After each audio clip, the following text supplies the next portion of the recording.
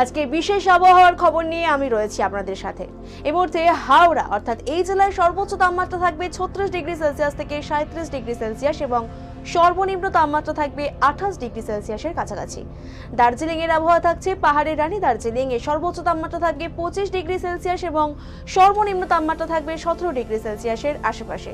বীরভূম অর্থাৎ রায়বঙ্গের এই জেলার সর্বোচ্চ তাপমাত্রা থাকছে 39 ডিগ্রি সেলসিয়াস থেকে 40 ডিগ্রি এবং সর্বনিম্ন তাপমাত্রা থাকছে 28 ডিগ্রি সেলসিয়াসে।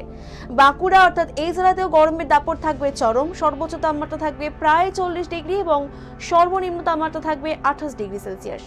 দক্ষিণ চব্বিশ পরগনার এই উপকূলবর্তী জেলায় সর্বোচ্চ তাপমাত্রা থাকছে 35 ডিগ্রি সেলসিয়াস এবং সর্বনিম্ন তাপমাত্রা থাকবে 28 ডিগ্রি সেলসিয়াস।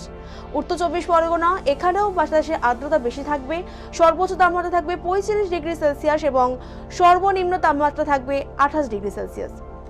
কলকাতা অর্থাৎ তপ্ত মহানগরের সর্বোচ্চ তাপমাত্রা থাকবে 37 ডিগ্রি সেলসিয়াস এবং সর্বনিম্ন তাপমাত্রা থাকছে 29 ডিগ্রি সেলসিয়াস।